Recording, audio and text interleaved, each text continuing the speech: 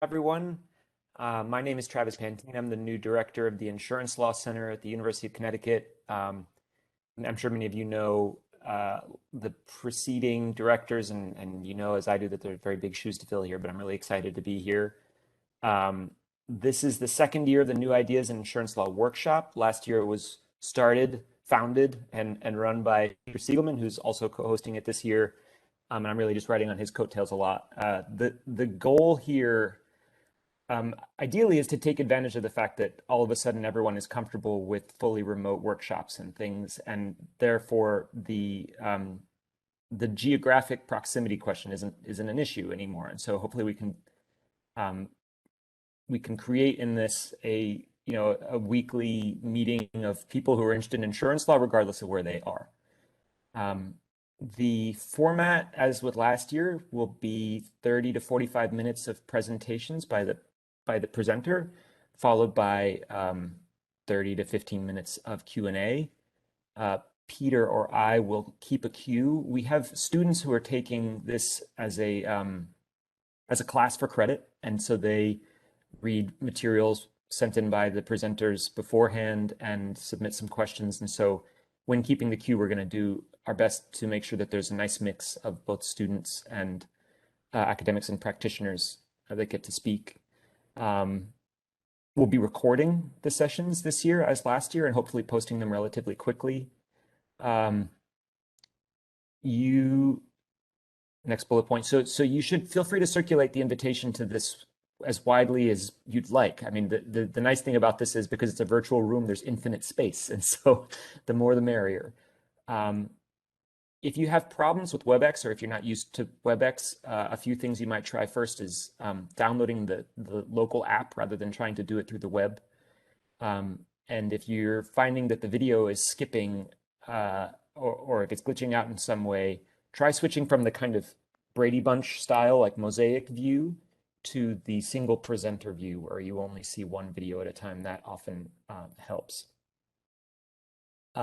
In terms of teasing next week's presentation, before I'll hand it over to Peter to introduce today's presenter, we have two professors whom I'm sure many of you already know, Ken Abraham and Dan Schwartz, presenting a fascinating paper titled Not So Fast, The Limits of Regulation by Insurance. So now I will hand it over to Peter to introduce today's, and last but not least, sorry, thank you to Jean LeBlanc, Molly Sullivan, and Michael Len, the wonderful people here at UConn who made this whole thing possible. They've done a ton of work behind the scenes, and so snaps to them. Great. Well, okay, so this audience presumably does not need to be sold on the importance and sort of interest of insurance, but I'm guessing that very few of you have thought carefully about the major role that insurance played in the building of the foundations of the American state, which is what we're going to hear about today. Our speaker today is Hannah Farber, who's a historian who works on the political economy of the early American Republic.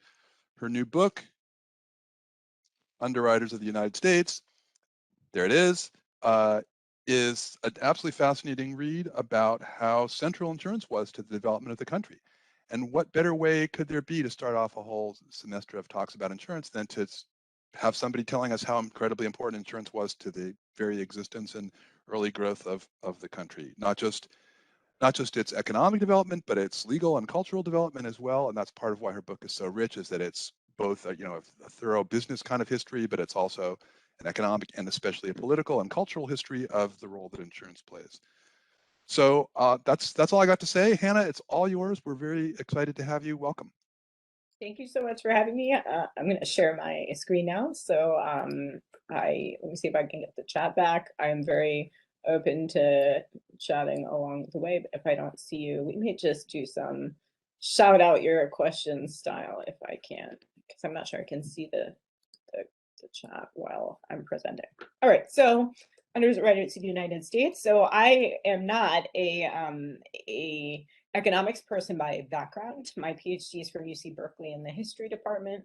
I went to grad school with a sort of vague notion that I was going to study grand adventures on the high seas. And when I actually started looking at what people were writing down who were part of these grand adventures on the high seas, there were naval battles, captures. It was a wild world out there from the, well, really all of the 18th century on the Atlantic and into the 19th century. It was formal wars about, for Britain, about half those years. And if you count sort of winding up wars, worrying about wars, local disturbances, inconvenience, and bureaucratic hassle, then you get, I would say, most of the time when you were shipping across the Atlantic or to the Caribbean, you were bound to run into some sort of inconveniences.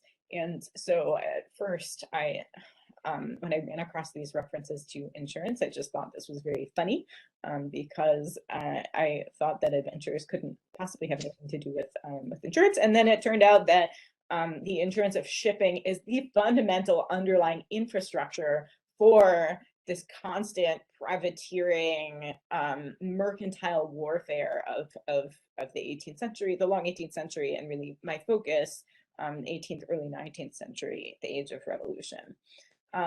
So I also, I'd start document style, and give you a chance to look at some of the things that I sent around. I'll put that up on the screen too. Here's an excerpt from a Boston newspaper in 1776. And I'll just read out the beginning of what it says. The certain advice received yesterday of 9 sail of ships. This is news from London. So this is British ships being taken by the American privateers, has raised the insurance on all Jamaica ships and ships from the West Indies, something, or 20 pounds per cent more than it was before. And many of the underwriters even refuse to enter their names on a policy, for they look upon it a very hazardous venture, as there are a vast number of privateers out to intercept our homeward bound West Indies ships. All right, so what questions would you have about that? Or what do we learn about insurance? Let me put it that way. What do we learn about insurance from this document? Somebody just shout something out. Come on, students. It exists. It exists. Good start. What else? It goes up when you have more losses.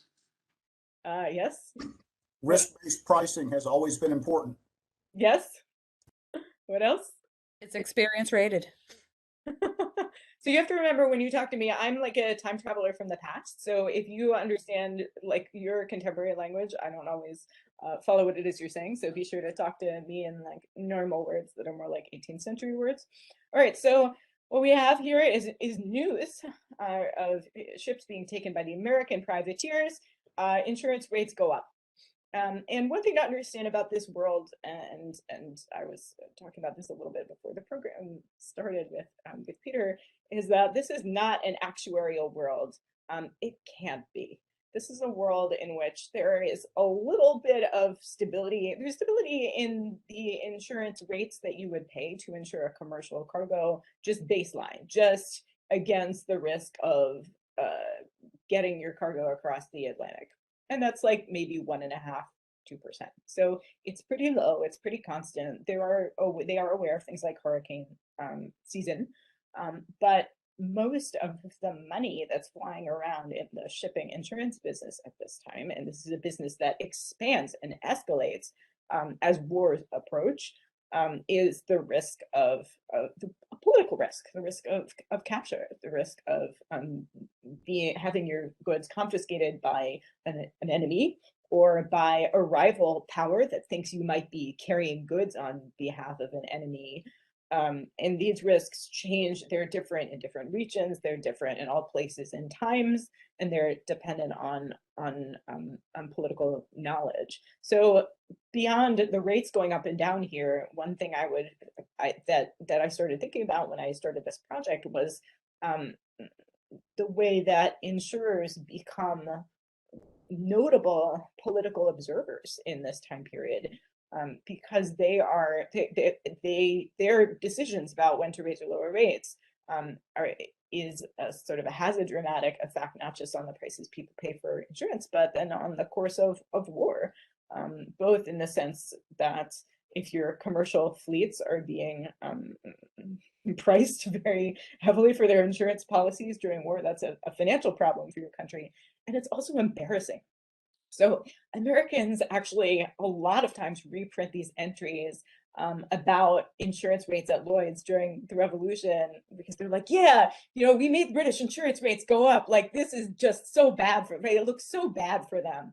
And in a way, this is one of the few strategies that the United States has, because it has very little formal navy during the Revolution. There's not much there. There are private ship owners that like turn their ships over to the government to become formal naval ships. But there's also honestly just like a lot of privateering. So they're trying to embarrass Britain. They're trying to inconvenience Britain, stop its trade. So insurance becomes a political factor in that process. All right, let me go to the next one. Okay, so we just fast forward, spoiler alert, we now have a United States. It's 1796, an announcement in the Philadelphia Gazette. The stockholders in the insurance company of the state of Pennsylvania are hereby notified that a dividend of $16 on each share of the stock of said company will be paid to them or their representatives duly authorized on any day after the 10th instant. What do we learn from this? Call it out. Students.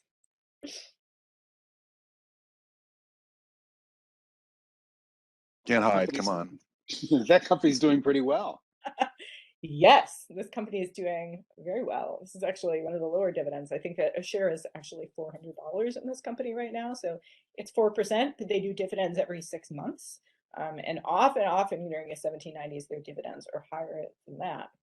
Okay, so the company is making good money. What is it? So what do you think? It's a company that has stockholders. Not every insurance entity has stockholders. It's incorporated, right? So we now have a set of corporations. So this begins in the 1790s. The insurance industry in the United States incorporates. They don't immediately crowd out the older model, which is brokers working with usually loosely coordinated groups of underwriters in specific port towns. But it encourages investment in like U.S. companies. Yeah, exactly. So it encourages investment. So this is another big piece of my story, is looking at what, once insurance companies incorporate, what do they do with their capital, right? Because they're limited for practical reasons, for some legal, nationalist reasons in what they can do with their money. So that's the kind of thing I wonder, what do we do with all this money? Why is there so much money?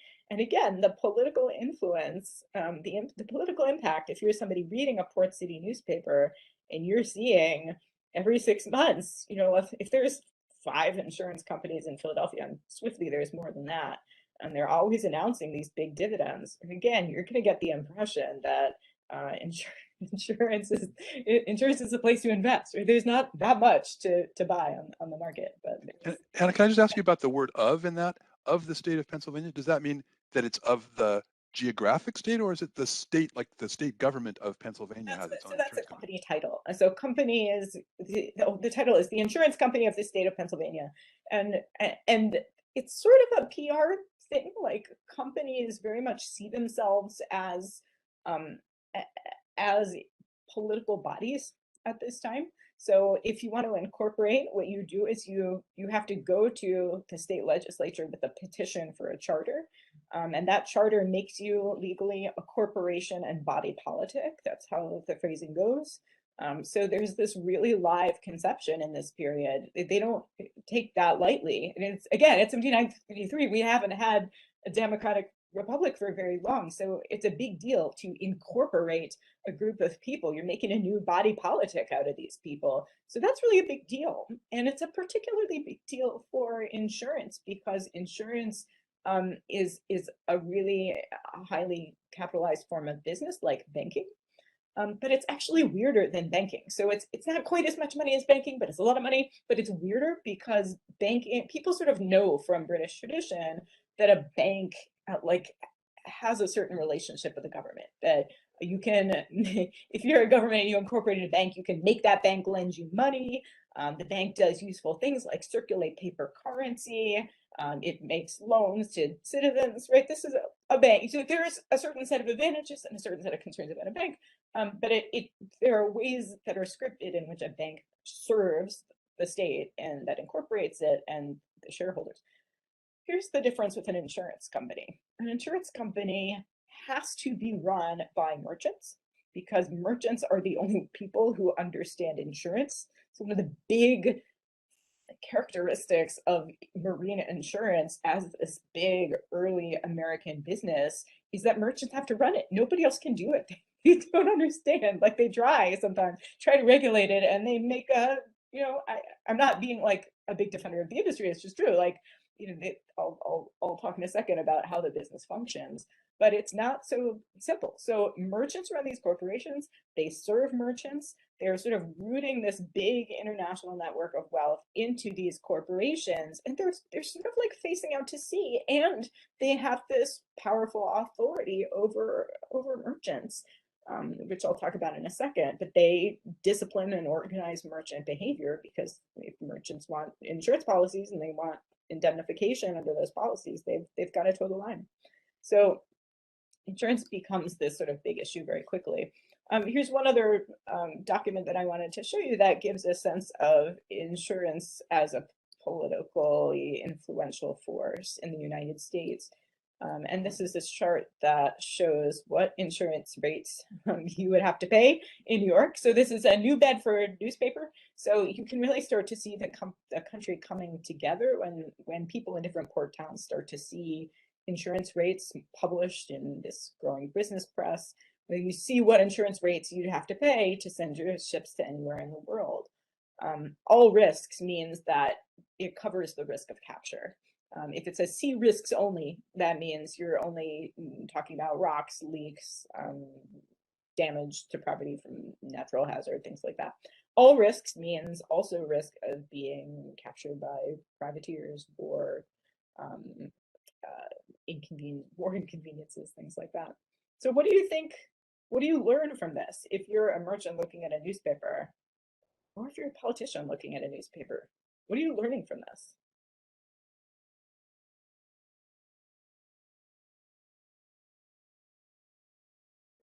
Can't see the particular numbers, but I would anticipate that, higher or lower indicates that that's a riskier place of travel.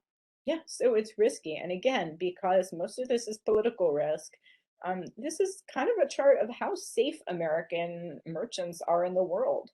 And this is a period when the federal government is, so not only is commerce, exports an important part of the American economy, but the federal government is absolutely dependent on customs revenue, with the taxes it charges on income and goods. It covers 90% of the federal government's budget for most of the 19th century. So this becomes a serious political issue too. If insurance rates become really high, it becomes like a burden on shipping, or really, the politician might say, we have to look to insurers to find out how safe American merchants are in the world. And so insurers, again, have this position as arbiters of the safety of this absolutely crucial American asset, its outsized merchant fleet.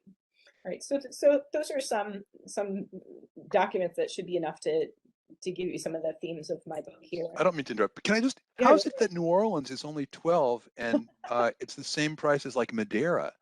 You're just going down the coast. Well, it's about is it a Caribbean voyage versus, it's about politics. It's about how likely you are to face the danger of capture in these different parts of the world. It's not geographical. Okay. It's where the privateers are coming from, and how serious the French fleet is about nabbing you, especially in that region. So insurers are absolute addicts to political news. As soon as any insurance company is incorporated, they subscribe to like 1 billion newspapers. They get letters from merchants from all over the world. They become these incredibly important information brokers. I'm going to shut up. I promise I will not say another word, but I just have one really interesting question for you. At least it's interesting to me, which is, if you ever tried to get any information out of an insurance company now, it's a closed book. The last thing they would do is publish their price list so that all the world could see what they were charging. That's valuable proprietary information. So What's the story about why they're so eager to have everybody know what they're charging? Well, it's interesting to see that they're coordinated, that there isn't like this quiet, constant back end, that you can't bargain the insurers down. They're sort of, again, this speaks to them as this public sort of political voice in American politics, where American merchants are assumed to want to know what the rates are, and the insurers are telling them what the rates are to these parts in the world. Like the merchants are going to find that out. The insurers need to find their customers. Insurers are themselves merchants. They want merchants to come to them. So, and it's in their best interest to sort of say, to be the authorities on what this rate actually is. There is some back end scuffling that happens immediately where insurance companies communicate with one another to try to say, well, we think your rates to this port and such are too low, where they're trying to keep that stabilization in place. But in general, they try to portray a unified front. All right, so what is this book about in general then? Where Hannah? Yes. Oh, sorry, this is Mike. So do I take it then that the premium is expressed in a percent insured value? Yes. Yeah, so this is awfully high rates. Oh, I've seen up to 75% during wartime. I mean, it depends what you think you're going to take in. Yeah, which I guess the ship comes in, right? If you're going to make four, reflects the risks of loading your cargo on when you should have been watching it disappear over the horizon. Yeah, right. So these rates are very high. So insurance is a high risk, high reward business during this whole period. So in broad strokes, this book is about finance in the age of the American founding. It's about another thing that I say, it's about how this powerful old international business comes into a fragile new republic and makes a bet on it. Insurers are underwriting the US fleet. They're also investing a lot of their accrued capital in federal securities. So they're the biggest institutional investors in the early in early US debt. So they own US debt. So if you think about it from a very vernacular point of view, right, they're taking on the risk of the United States. You have to think of this as like a really new country, and get yourself back into the mindset where the United States itself is this risky proposition. And so this complicated institutional dance between this business, which has capital, it has expertise, it has access to overseas trade, and this new national institution and the states that make it up, and the laws that decide how those things are going to relate to each other are entirely unproven and uninterpreted. So it's a big deal for insurance to invest in the United States. And I think another way of putting the story is that what we don't see sometimes if we're just focused on the economics, and this is how a lot of books about early American insurance goes, a new democratic republic is established that allows corporations to flourish and free enterprise and prosperity quickly follow. And I sort of see this the other way around. If you see the businesses sort of coming before the country itself, and it's also a period when, again, incorporations are really political, and people take seriously the idea that incorporation creates political bodies.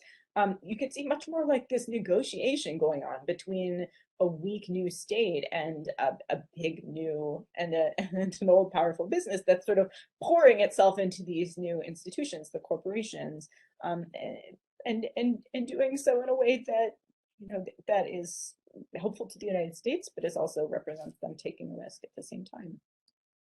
All right, so I talked about this a little bit, but the climate of that makes insurance such a big deal is war, near war, quasi-war. The new United States has a couple of really weirdly outsized assets to its name coming into existence in this dangerous world with rival empires. One of them is this huge swath of land from which it has not yet evicted sovereign native peoples, but it has claims to lands that other European empires more or less recognize. And the other outsized asset is the merchant fleet. So this merchant fleet is poised to take advantage of this long period of conflict among European powers, particularly the French Revolutionary and Napoleonic Wars. And so in this high risk, high reward climate, there's a lot of money to be made in shipping. As I said, it's necessary to run the government, but there is significant risk. So the rapid formation of American insurance companies like sets the terms for how Americans merchants themselves are going to manage this risk, and they do so in sort of in collaboration with government and in tension with government in a variety of ways. So can I ask a question? Yeah, go for it. Sorry. So the pricing that was proposed appears to make no difference in what you were carrying. Like it doesn't matter what the actual load is, whether it's guns or something else. Does that change at some point in the pricing determinations? Because that would be a political risk as well. Yeah. So right. So there are some goods that are riskier to ship than others, and that would be maybe negotiated between you and the insurance company when it comes time to sign the policy. Like some arms shipments are certainly riskier than others. The policy traditionally has like sort of the equivalent of a deductible if you're shipping grain and other things that rot. But yeah, it is striking that the way they put this out there is just, this is insurance premiums. It's not about the ship. It's not about the captain. It's really, really geographical. It's political. It's about the destination. So there is some negotiation about this when policies are being signed.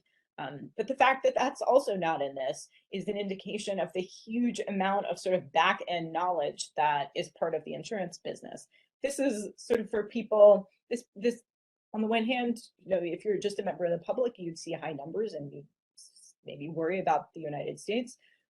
If you are a merchant, you know about the sort of back end of the business and how you're going to approach it. And so this means something different to you. All right, so I also put up an insurance policy that I thought was fun for us to look at, but I'd like to get through the arc of the book a little bit. So while I'm talking, feel free to read your insurance policy and let me know if you have any questions. My fundamental point, I think, in showing you this is how much you would actually need to know to understand what this document actually does and how it functions. Insurance is this old and very international business. It's designed to work in conditions of political uncertainty across long distances, political boundaries. US law kind of doesn't exist, barely exists, is coming into existence. So how do you know according to what laws this policy is going to be enforced? Well, in practice, which is what I'm interested in, you would go to these books called The Laws of Merchants. There are many editions of these books. There's a couple of famous authors across a number of centuries. And there are these really messy catch-all books that circulate that supposedly tell you everything that you need to know to be a merchant, which it sounds kind of silly to us.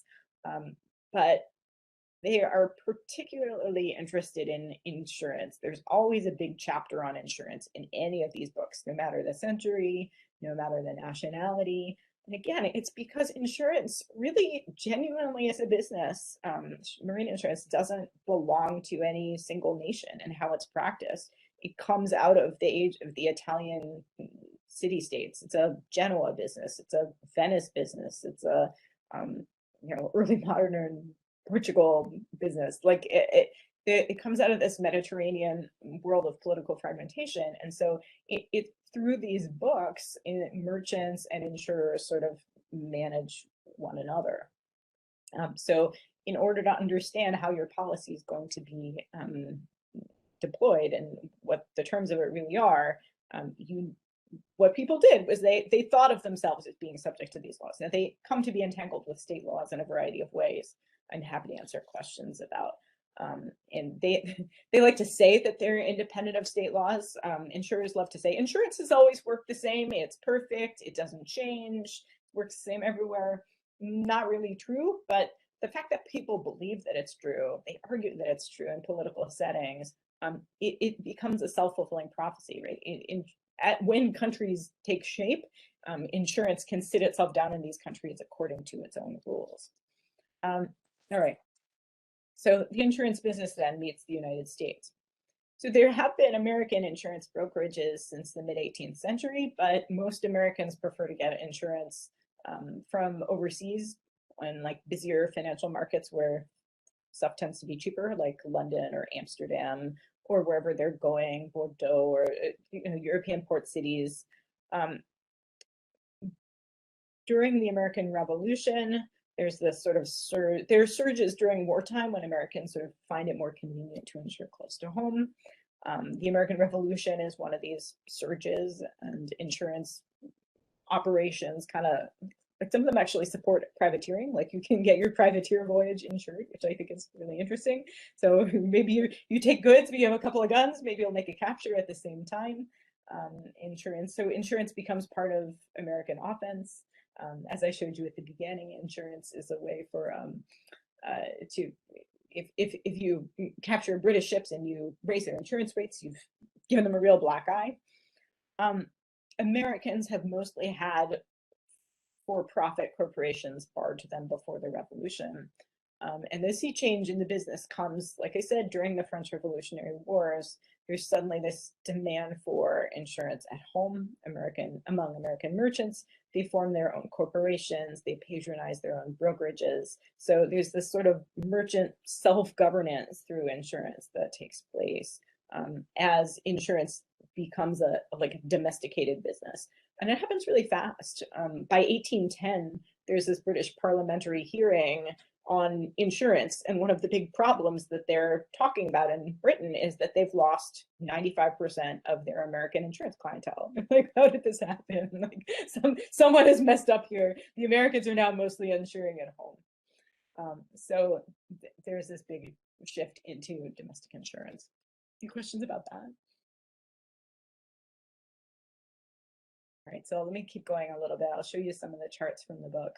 And one is that I actually went through corporations one by one, and I looked at how much insurance capital there is. So this is capital supposedly owned by chartered corporations, but I also looked to see if corporations went bankrupt or if they just renamed themselves. So this is a pretty groomed bunch of data I put together. So you can see that insurance company capital is not as large as bank capital, but it tracks with it closer than you would think, considering how much more chatter about banks there is in American political life than there is about insurance.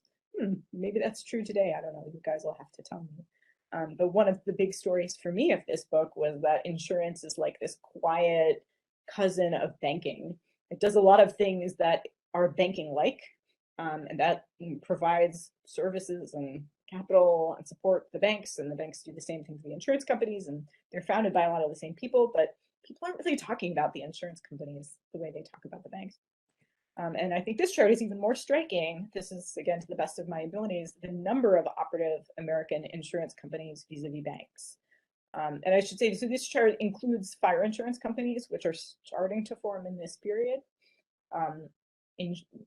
Marine insurance is a much more high capital business, because premium income is real, whereas fire insurance premiums are really mini. So you can start a corporation, but a lot of fire insurance companies are kind of sort of more like investment vehicles, whereas marine insurance is like this real old business that's immediately plugged into high risk, high reward international commerce, which I thought was really striking how much insurance companies keep pace with banks and corporations during this period.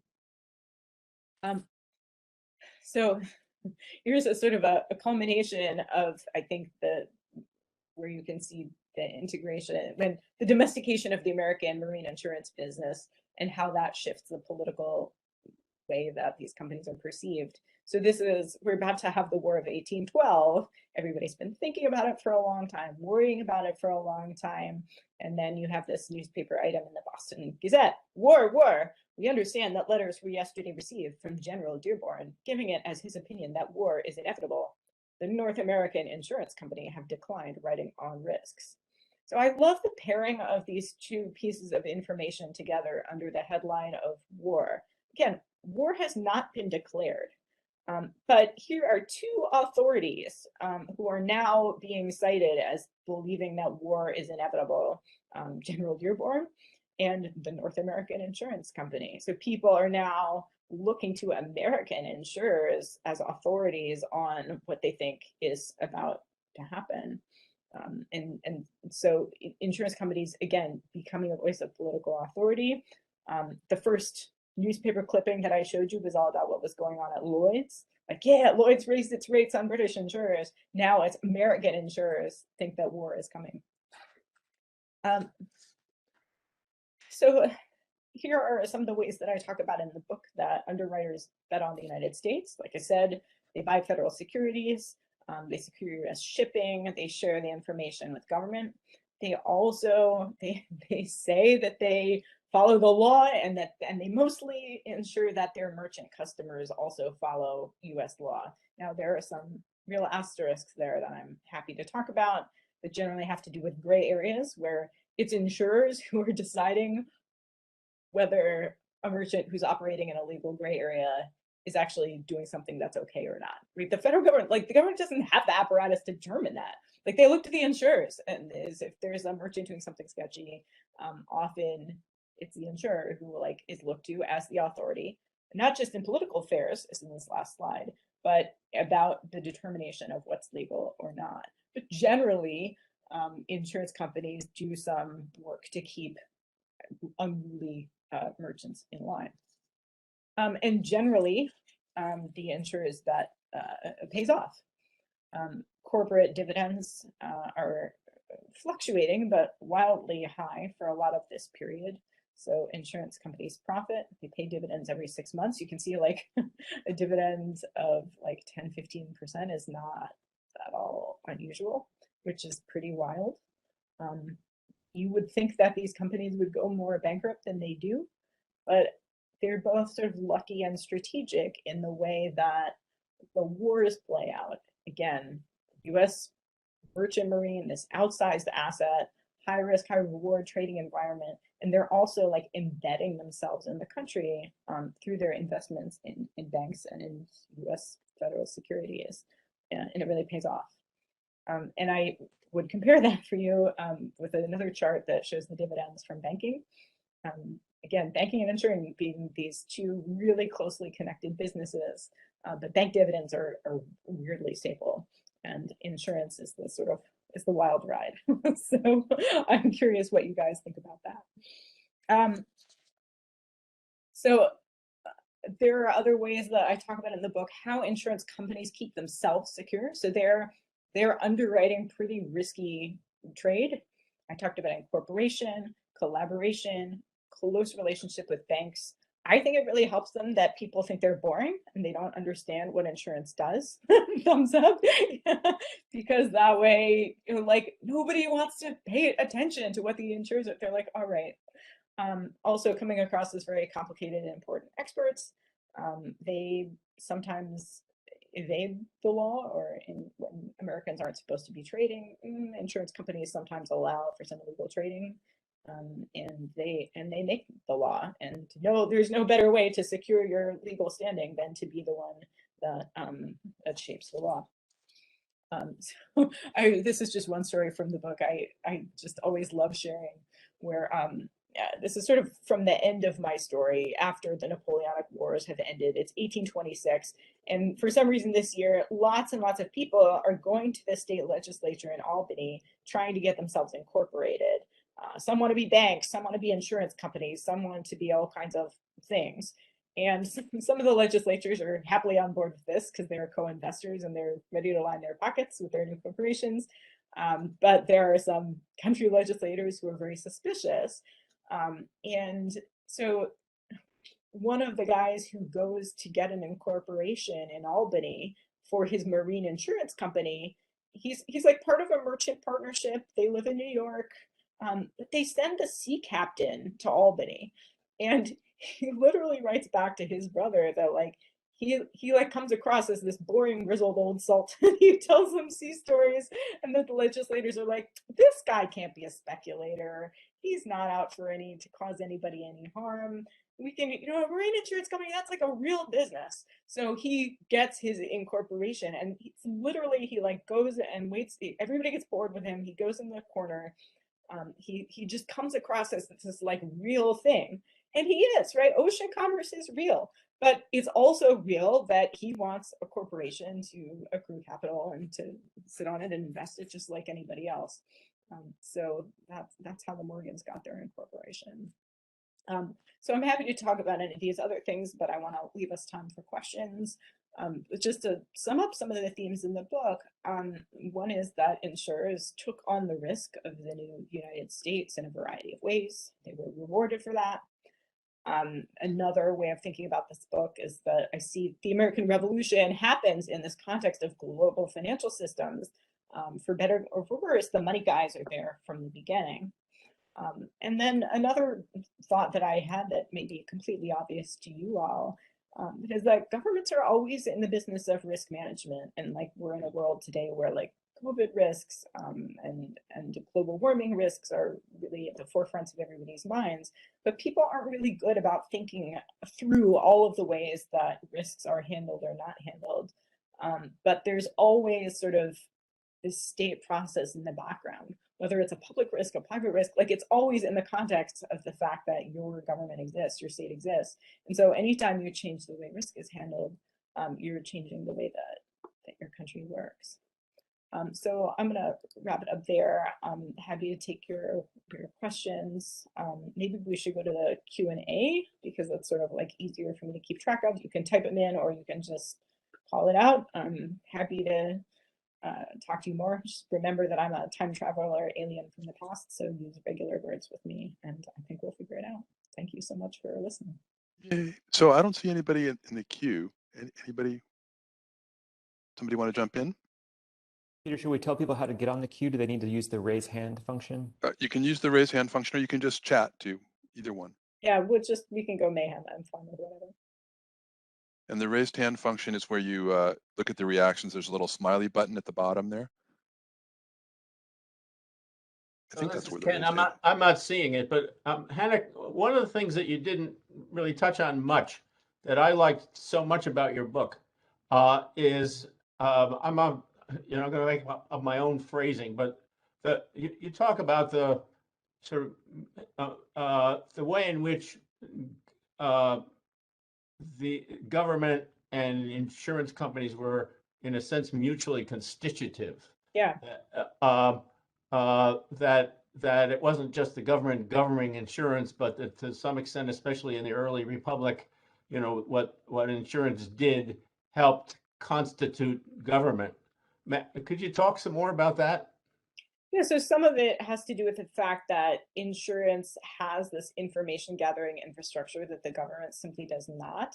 So when Jefferson's administration wants to know how many ships are we losing to the British, to the French, they have to ask the insurance companies, which effectively it's part of their depoliticization, which is a really interesting thing that happens. Like locally, merchants tend to have the sense that when you found an insurance company, like, oh, like this is like a little posse of Federalists, or this is a little posse of Jeffersonians, but they become essential experts that provide this information that the government needs. Another piece of the information that government needs has to do with all right, how do I explain this? So during this period when Americans are shipping foreigners' goods around the world, the British and French are fighting. So Americans are shipping goods. The British capture a ship full of goods. Is this American goods or is this French goods that's being captured? Like, how do you know what the nationality of property is?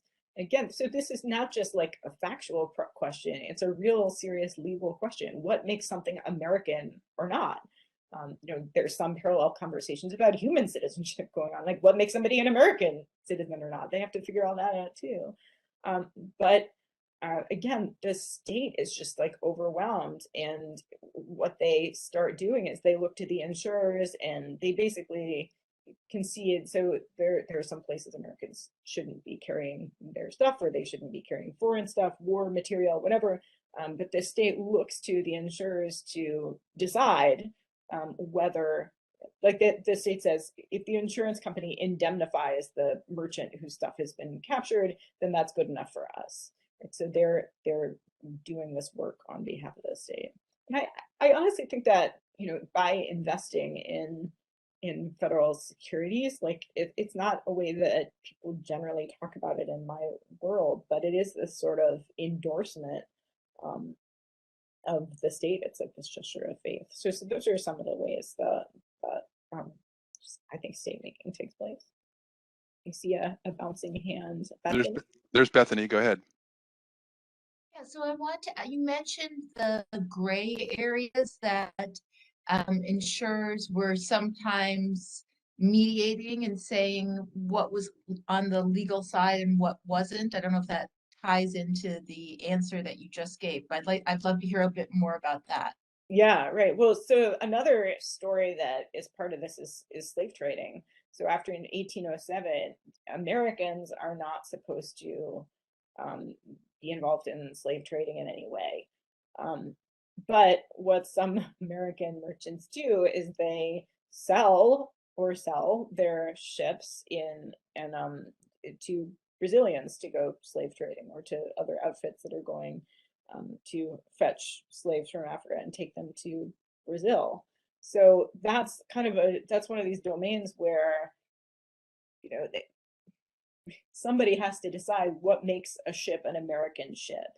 And insurers are sometimes in the position to make this decision, although they're actually quite quiet on the topic of slave trading, which I'd be happy to talk about more. But in terms of what's like, so if you're at war with Britain and you're not supposed to be trading with Britain, but again, did you really sell your ship to somebody else, or is it really still your ship? Or are you bringing cargo that's not American property, so it might be okay? These are matters where an insurer's opinion can be sort of imported into law. And so that's where insurers, they don't have to break laws. Like, they're often interested in shady commerce going forward because they make money off shady commerce. Like, that's high risk, high reward. And some of them are really into that. Not all, but some. And so when they're in a position to make those determinations, that makes them quite happy. And insurance company lawyers make a ton of money during this period too, trying to sort this all out in court. Like, it's a hugely profitable field of early American law, because merchants have money. Like, who else has money? People who invest in land can be so much of this world has to do with who has cash and who doesn't. And merchants who have insurance policies are money people, and so that also helps them be in a position to make claims on the state. Jeff Estabrook asks, any reason why Lloyd's developed in England and no similar singular location market developed in the United States? That's a great question. So the closest that we get to is Philadelphia, in the mid-late 18th century, which was definitely the biggest insurance hub, nice big port, one of the biggest ports in the British Empire in the 18th century. I want to say third largest. Somebody could check me on that. So that's the closest, but American merchant commerce has from the beginning been rooted in a bunch of these different port towns. And so in New England, where there's a lot of shipbuilding, where since the 1600s, their economy's been built around trade, you'll have this, like, once incorporations are a thing, you have like one little bank and one little insurance company in every single one of these port towns. Like, it's just, that's how this country took shape. And so there's not one single market. People are not going to move to DC, right? That's not what's going to happen for them. So there is more insurance in British outports than people tend to think about. Like, Lloyd's is the big clearinghouse, but a lot of slave trading happens out of Liverpool. Slave trading insurance happens out of Liverpool in the 18th century. So there's a bit more extension in the British case than people usually hear about. But in the United States, just the way the country is made, it's like these local knots of merchants that want to form their own underwriting groups, and then more often their own corporations. I think, so on my slides, I'm happy to send the slides, or it's in the book, that talk about how many insurance companies are formed 1795 to 1815. It's a couple of hundred, and they are spread up and down the eastern seaboard. Then you get one or two in New Orleans. After that becomes a U.S. territory, Louisiana. Do the insurance corporations invest directly? Yes. So a very common thing would be for them to invest like half their capital in federal securities and half their capital in banks.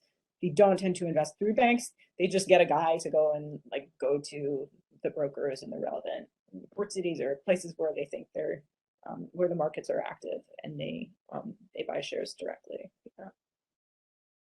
As Timothy asks in the ad about the impending War of 1812, the company referred to itself as Plural.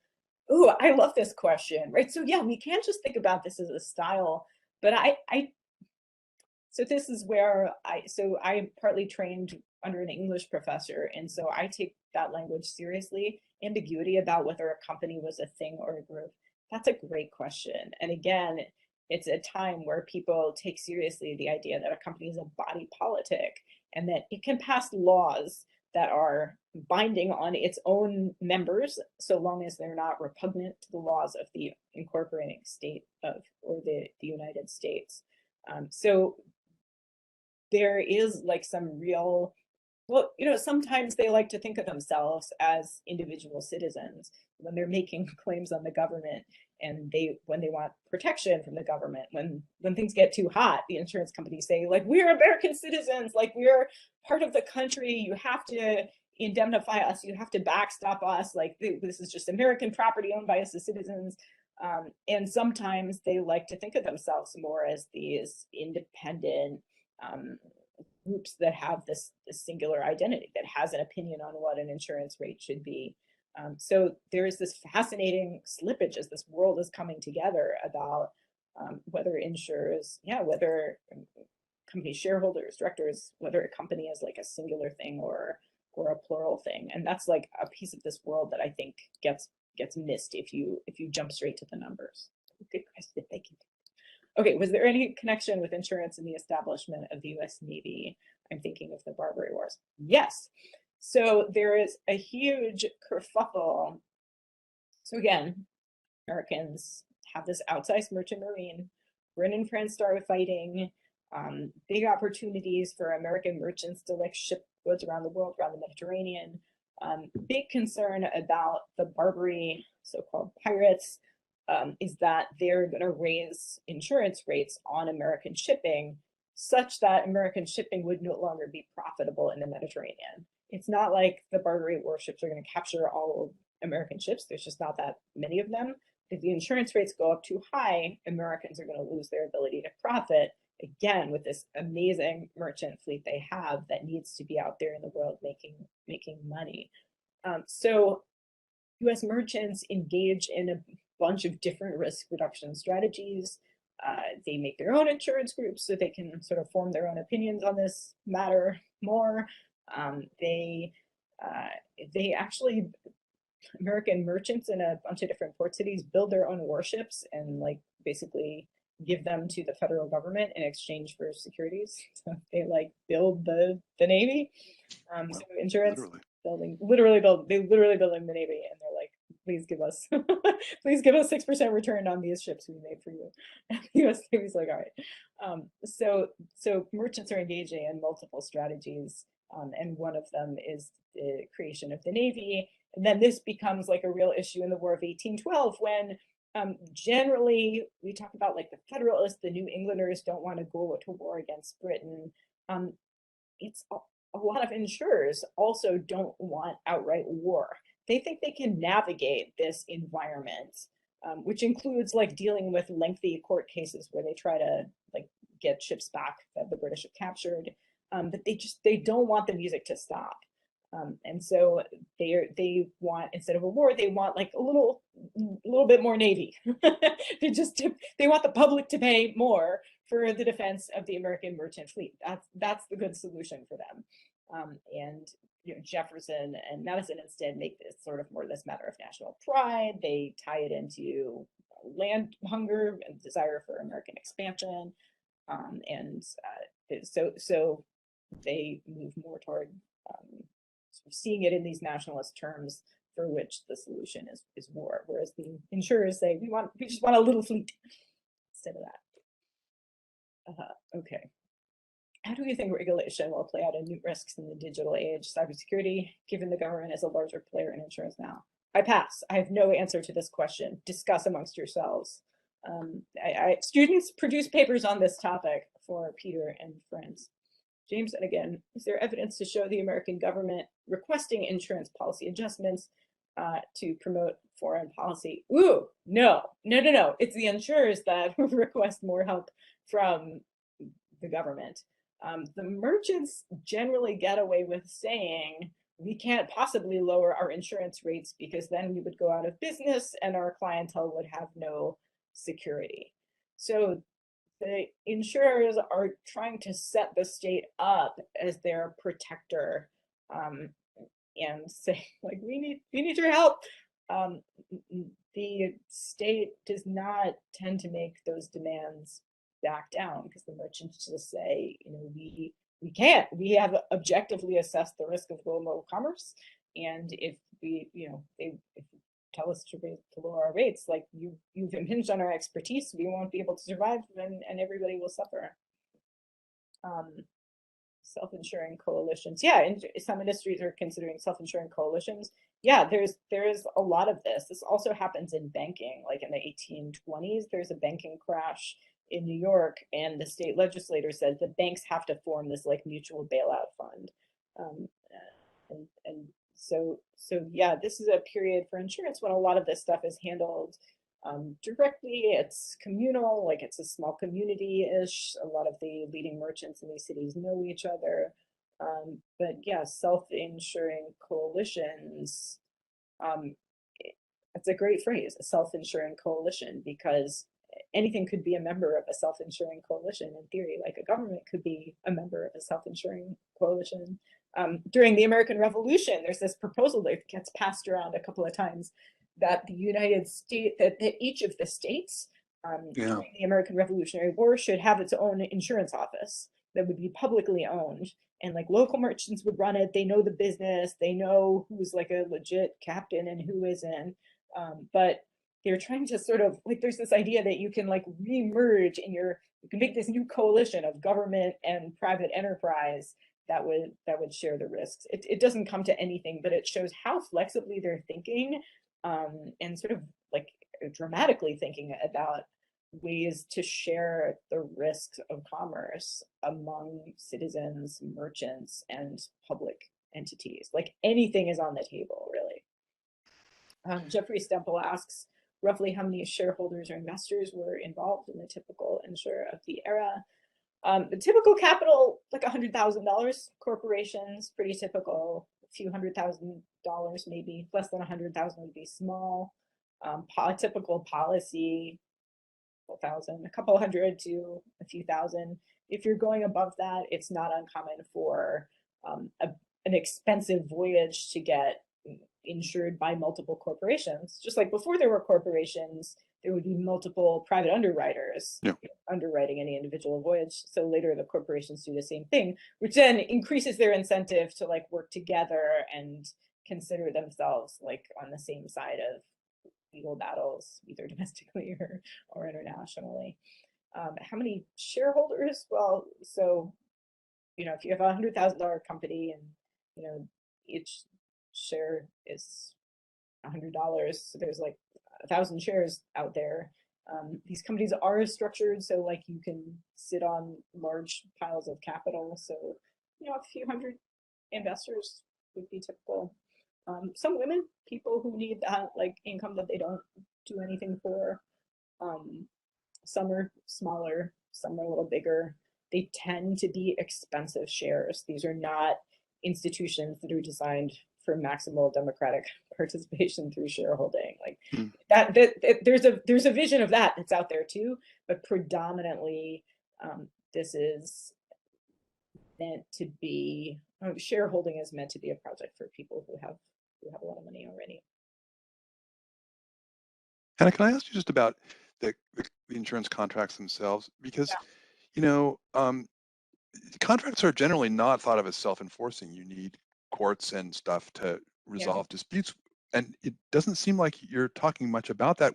Did they just pay, the insurers just paid up when there was a claim? Did they never have to fight with the policyholders about what was actually covered, and how did courts that didn't know anything about this handle those or where would they turn for adjudication on those matters? There's a few steps. Basically, people don't tend to want to go to court. So when there is a dispute, first there will be a lot of back and forth privately about it. Sometimes if they'll just negotiate a compromise between insurer and customer and try not to go to court. Sometimes they go to arbitration. The arbitration, there's like an arbitration clause in the policy that means less and less as time goes on, but sometimes people still do it. Like increasingly the states want to say, you can always come to us. Like the states don't want to enforce contracts that say you have to use arbitration. They tend to government wants to allow people to come to government. Thumbs up, says Peter. But people still can go to arbitration, and sometimes they prefer to handle things that way than go to courts with lawyers and messy things that way. State courts do get involved, and there's a lot of it's lucrative lawmaking when that happens. And there are some federal courts involved if there's people from different states who are having a dispute. So sometimes that happens when it's overseas. When your insurer is overseas, there's sometimes there's the opportunity for venue shopping. Like you're trying to figure out what makes it best for you. So it's not sort of set which courts you go to in the United States for a long time. So venue shopping, like maneuvering, continues to be a real option. So I'm not saying that states courts never develop expertise in handling these issues, and insurance law does develop in the US as a field. But before 1815, that expertise is really housed amongst insurers, merchant insurers themselves. And so the courts will look to them for advice. And will look to their merchant handbooks to say, well, it looks like this is the way merchants have always done things, so that's what we're going to do. And it's insurers themselves sometimes who are very consciously in conversation with judges who say, this is the way insurers have always done things. Again, a fiction, but a fiction that helps create its own reality.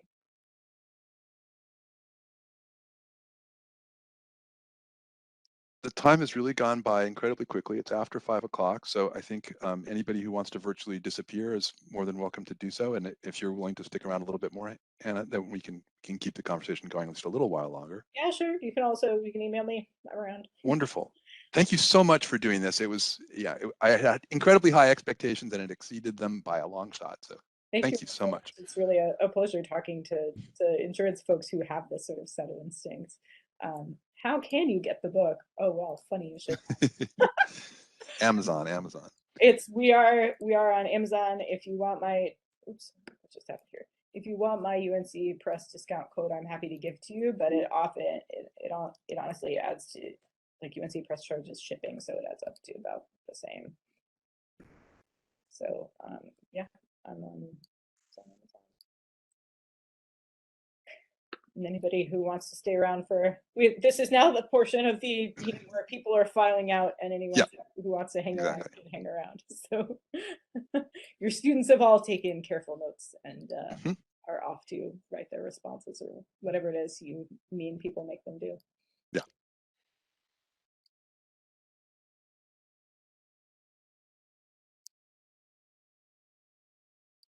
Anybody else?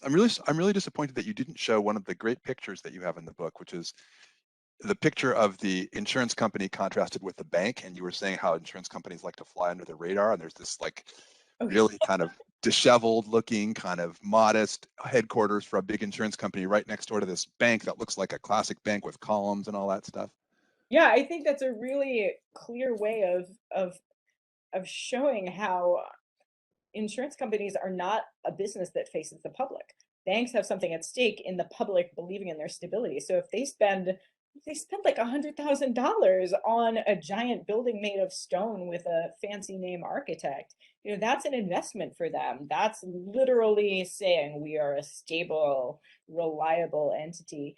And again and again and again, the insurance company like rents a room from the bank, is in the attic of the bank, is behind the bank. I made a whole map that didn't make into the book about how insurance company, once banks start popping up, insurance companies incorporate, and they like hang out behind the banks. A lot of the same people are going back and forth. You know, the notes that people use to pay their insurance company are going right into the bank. Money's coming out, everybody's got the bank deposit, but the insurance company does not have something to prove to the public until the mid-19th century, when suddenly there's life insurance. And life insurance, then you start to see like Philadelphia, Hartford, like these insurance buildings that date to the 19th century. And all of a sudden, they also, MetLife in New York, like they have to show the public that they're a worthy business. And it's really startling how not the case that is before then. And that's why, you know, insurance, this history has not been super legible to people, because it hasn't. There's lots of reasons that insurance doesn't want to be public. Well, the fire insurers are a slightly different case. They have something to prove to the public, but they're mostly mutuals. And their system is that when they have, you know, a big fire, which is what happens in the 18th and early 19th centuries, because one house doesn't burn down, you get a spread. That they have an assessment, an after the fact assessment system, in which the policyholders, if there is enough capital in the fire insurer, then they're assessed to make up the deficit. And some of them go out of business. So that's, you know, They hate that. that's their problem. There are big fires in Charleston in the 18th century and New York in the 19th century that put the fire insurers out of business. Yeah, it's not so great. Have you seen these letters, Ken, in at the Huntington Library from the Virginia Mutual Assurance Company, where the people who are selling policies are just getting these outrage letters, like from policyholders being like, how dare you assess me again? And like, I had this policy, you know, they don't like the way this model means that, well, what it is genuine mutual insurance, right? Yeah. It's not, you know, it's not like, well, you know, I have a deal with you and, you know, you're on the hook. No, what's happened is the insurance company is just a vehicle for the policyholders mutually protecting each other. I mean, and that company, by the way, is still in existence. So they managed to survive, right? I have colleagues who actually have homeowners policies from that company. Amazing. Yeah, it's fascinating. And I think there's a lot more to be done on fire insurance as well, because, you know, it is part of the story. These charts that I show of companies multiplying, a lot of them are fire insurance companies. And, you know, it's a really different business. I know you were talking about the mutuals, but even the joint stock, it's a different kind of animal. And so, you know, hopefully somebody will come to grad school here and want to do more with that side of the story. Hannah, one of the things that's interested me for a while is the development of the insurable interest requirement that was, you know, I believe it was 1745 in London anyway, designed to prevent people from, you know, using insurance policies basically as wagering contracts. And I just as an historical matter, I don't know when that was, you know, when that crossed the Atlantic, or whether that's a part of the story. But I imagine insofar as there's, you know, you're talking about the intersection of politics and insurance, that if was that part of this story, I guess, were gambling contracts on ships that, you know, that wasn't a huge thing for these companies. And there were so many other ways to do weird betting in America, like from tontines and bucket shops, and it just it wasn't like Lloyd's, where it was like this big central hub of high rollers that are overlapping with gambling. Like, these policies are legit. Sometimes they're illegal, like I've definitely seen that, but big fights over insurable interest. No, I think they just sort of take up that that doctrine. And then, you know, honestly, I think there is a sort of quality of this underwriting of betting. You know, the word underwriting comes from putting your name on the policy. I always like to tell my students, they think underwriting is pricing. Well, it was putting your name under the policy, as it was passed around the coffee house. If you can put yourself, we could imagine ourselves in that environment. There's a certain amount of not betting, but risk taking going on by a group of folks who are looking at the risk and deciding to put their name on it. And I think that's before you have corporations, it's individuals. Yeah, and it overlaps with this sort of idea of supporting a venture more generally, right? Like there's this vernacular understanding that comes of what it means to underwrite something as well, like to put your name behind it. And yeah, I think it's really interesting the way that the financial practice can be understood within this broader context of like political risk as well.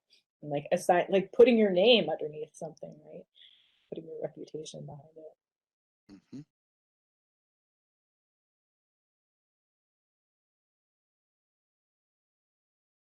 Anybody else? I don't want to call this to a halt prematurely, but maybe it's time for I'll us to just let say, Hannah since go. we're still talking, you know, Yeah, please. Rob Merkin, who's a British insurance law scholar, just published a 2-volume book on the history of maritime insurance and maritime insurance law. I don't have it yet because it's still $630 on Amazon. Eventually I'll get it, but I saw him give a talk to the British Insurance Law Association, which puts on programs like this, by the way. So it's interesting to join that. And one of the stories he told when he gave a program like this was, for those of you who teach insurance law courses, right? You know, there are a number of different tests for insurable interest, and one is the factual expectation test, which turns out to come from a case involving a privateer, a British privateer, who captured a ship, and the privateer privateers got to you know, capitalize on the capture if the ship turned out to be hostile. But if it was neutral, then they didn't. You had to give it back. And so the privateers had insurance on one of these ships, but they didn't know whether they actually had any actual, you know, expectation of getting something for having captured it until it was determined in port whether it was neutral or hostile. The ship was destroyed on the way to port, and the question became, well, did it have an insurable interest in the ship when it didn't know whether or not it was going to actually get any money from bringing it to port? And that's where the court said, yes, you do, because you had a factual expectation. So that's Lucina against Crawford. That's where the factual expectation theory actually comes from, out of this maritime insurance privateer interaction. It's fascinating. I mean, I wasted untold hours just reading through some of the cases in the Laws of Merchants handbooks, where they're going, well, this happened and this happened, and so we think the principle at stake is here. I love how you know, how pragmatic it is, right? That they keep trying to come up with principles, and they look at what the judges are saying in these courses, in these cases litigating captured property. But there are just such an infinite variety of strange things that can happen in the course of your ocean voyage that, like, as a very practical historian, I kept getting waylaid from the theory into the, like, they did what? And they have this understanding too, right? That in some ways you're never going to finish. Well, maybe this is true about all kinds of law. I don't know. I'm not like a legal historian, really. You're never done, because it's just the facts just keep punching you in the face.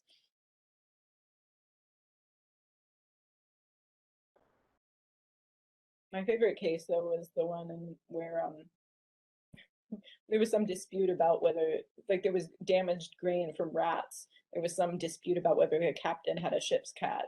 And so, like, the captain brought the cat to court in a bag. Like, here's my cat. It's a good one.